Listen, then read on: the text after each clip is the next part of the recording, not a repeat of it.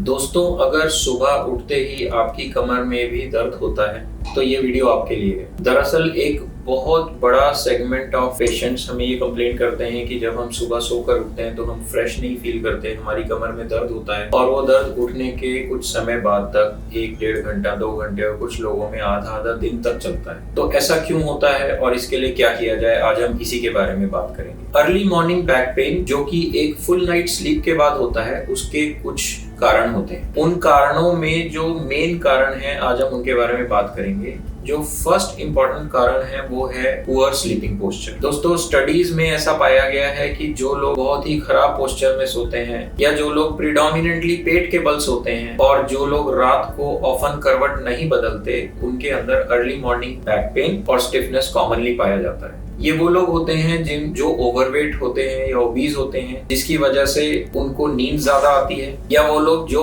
Alcohol intoxication में या किसी और तरह के नशे में सोते हैं, या कोई भी ऐसी दवा जिससे कि ब्रेन की एक्टिविटी कम होती है, जैसे कि एंटी एंजाइटी ड्रग्स या किसी और तरह का नशा। वो लोग बिना करवट बदले लंबे समय तक एक ही पोस्चर में सोते रहते हैं, जिसकी वजह से बैक पेन कॉमन होता है। दोस्तों, ऐसे लोग जो बहुत ज्यादा मैनुअल लेबर करते हैं या बहुत ज्यादा थक कर सोते हैं, उनमें भी ये कंडीशन पाई जाती है। दूसरा कॉज है पुअर मैट्रेस कंडीशन। दोस्तों, जिस बिस्तर पर या मैट्रेस पर आप सोते हैं, अगर वो 8-9 साल से ज्यादा पुराना है या आप बहुत लंबे समय तक उसी एक मैट्रेस पे एक ही पोजीशन में सोते रहते हैं, तो वो मैट्रेस आपकी स्पाइन के नेचुरल कर्व्स को प्रॉपर सपोर्ट देने लायक नहीं बचता। दरअसल वो हाई प्रेशर एरियाज में से नीचे दब जाता है और इस खराब मैट्रेस की वजह से परसिस्टेंट बैक पेन रहने लगता है। तीसरा कॉमन कॉज है फाइब्रोमाइल्जिया। दोस्तों, फाइब्रोमाइल्जिया दरअसल एक ऐसी कंडीशन है जिसके अंदर एक नॉन स्पेसिफिक कॉज से बॉडी की अलग अलग मसल्स में पेन होने लगता है। ये पेन एक तरह से सब क्लिनिकल या minor amount of muscle injury जो कि सोते हुए होती रहती है, उस इंजरी की वजह से होने वाले ट्रिगर पॉइंट से होता है। इसका कोई भी नोन कॉज आइडेंटिफाइड नहीं है,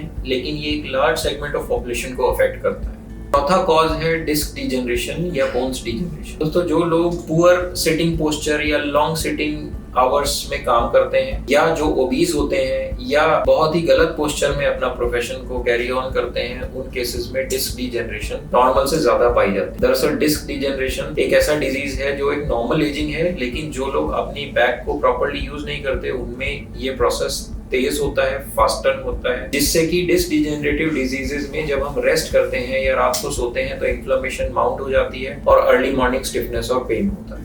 इसके अलावा भी कुछ कॉजेज हैं, वो ज्यादा टेक्निकल और मेडिकल हैं, आज हम उनके बारे में बात नहीं करेंगे। तो आइए जानते हैं कि इस मॉर्निंग पेन से कैसे निजात पाई जाए, कैसे छुटकारा पाया जाए। फर्स्ट है प्रॉपर स्लीपिंग हैबिट। हमारा मेडिकल लिटरेचर ये साफ बताता है कि औसतन एक आदमी जब रात को सोता है तो हर 45 मिनट्स में अपनी करवट बदलता है। दोस्तों, ये एक नेचुरल मैकेनिज्म है जिससे कि बॉडी ये इंश्योर करती है कि हमारे एक स्पेसिफिक सेगमेंट ऑफ जॉइंट्स और मसल एक ही पोस्चर में बहुत लंबे टाइम तक ना रहे, जिससे कि अर्ली मॉर्निंग स्टिफनेस और पेन नहीं होता है। तो अगर कोई भी इंसान नशे में या कोई दवा लेकर या अपनी ओबेसिटी की वजह से एक ही पोस्चर में लंबे टाइम तक लेटा रहता है, तो उसको बैक पेन होने के चांसेस ज्यादा होते हैं। तो इसके लिए हम ये कर सकते हैं कि प्रॉपर स्लीपिंग पोस्चर रखें। अगर आप अपने पेट पे ही सोते हैं तो कोशिश कीजिए कि हर आधा-पौना घंटे बाद आप करवट लें या अपनी बैक को नीज के और पेल्विस के नीचे एक तकिया लगाकर उसको थोड़ा सा सपोर्ट दें। दूसरा है पुअर मैट्रेस। लिटरेचर के हिसाब से, मेडिकल स्टडीज के हिसाब से एक एवरेज मैट्रेस हर 6 से 7 साल बाद बदल देना चाहिए। मैट्रेस जो आप चूज करें वो बहुत हार्ड भी नहीं होना चाहिए और इतना सॉफ्ट भी नहीं कि वो बैक के नेचुरल कर्वेचर्स को सपोर्ट ना करे। तो एक फर्म मैट्रेस जो कि आपकी बैक को सपोर्ट करे।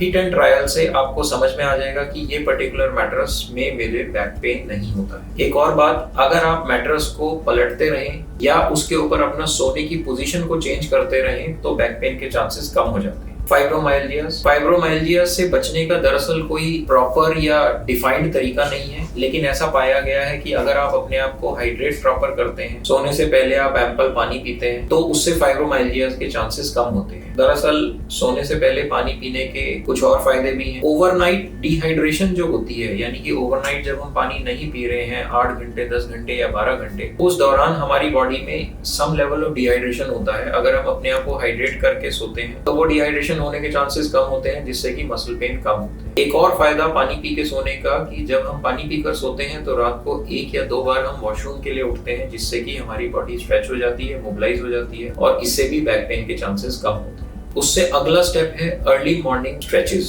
दोस्तों अगर हम नेचर को देखें तो भगवान ने हमें, जब हम सुबह सोकर उठते हैं तो जो अंगड़ाई लेते हैं वो दरअसल एक तरह से होल बॉडी स्ट्रेचिंग एक्सरसाइज है। ये लिटरेचर में साफ साफ प्रूव किया गया है कि early morning in bed stretching exercises जैसे खुल के अंगड़ाई लेना या कुछ और तरह की एक्सरसाइज जिससे कि आपके सारे जॉइंट्स और मसल्स एक बार मॉर्निंग में स्ट्रेच हो, उससे बैक पेन का इंसिडेंस सिग्निफिकेंटली कम होता है। इसके अलावा इन बेड कोर एक्सरसाइजेस जैसे कि कोबरा पोज, पीछे जाना, पेट के बल लेटकर अपनी कमर को पूरा अच्छे से स्ट्रेच करना, अपने हाथों पैरों को पूरा स्ट्रेच करना, इन एक्सरसाइजेस से भी बैक पेन में सिग्निफिकेंट हेल्प मिलती है। दोस्तों अगर ये रूटीन स्ट्रेटेजीज आपके बैक पेन को मैनेज नहीं कर पा रही हैं या इससे आपका बैक पेन नहीं कम हो रहा है तो ये एक अपॉर्चुनिटी है या ये एक इंडिकेशन है कि आपको आसपास किसी ऑर्थोपेडिक डॉक्टर को दिखाना चाहिए। अगर ये रूटीन स्ट्रेटेजीज हमारे बैक पेन को मैनेज नहीं कर पाती हैं तो इसका मतलब कोई और ऑर्गेनिक डिजीज है जिसकी वजह से बैक पेन हो रहा है। वो डिजीज डिस्क की प्रॉब्लम भी हो सकती है, वो डिजीज बोन रिलेटेड इश्यूज भी हो सकते हैं या वो डिजीज कुछ और भी हो सकती है। अपने घर के आसपास अवेलेबल किसी ऑर्थोपेडिक डॉक्टर को दिखाइए और वो क्लिनिकल एग्जामिनेशन, एक्सरेज और एमआरआई की हेल्प से आपको ये बता पाएंगे कि बैक पेन का कॉज क्या है और उसका प्रॉपर मैनेजमेंट क्या है। दोस्तों उम्मीद है कि इस वीडियो के जरिए आपको ये बात समझ आई होगी कि बैक पेन के, अर्ली मॉर्निंग बैक पेन के क्या क्या कॉजेज होते हैं और उसको हम कैसे मैनेज कर सकते हैं। अगर आप या आपका जानने वाला कोई अर्ली मॉर्निंग बैक पेन से पीड़ित है और उसको एक सही ओपिनियन नहीं मिल पा रहा है तो आप अपने प्रिस्क्रिप्शंस, अपने एमआरआईज, एक्सरेज या जो भी आपके डॉक्यूमेंट्स है वो हमें दिए गए नंबर पर भेज सकते हैं। हम एक कोशिश करेंगे कि आपको एक ऑनेस्ट और फ्री ओपिनियन दें। Bono Scare. Let's move.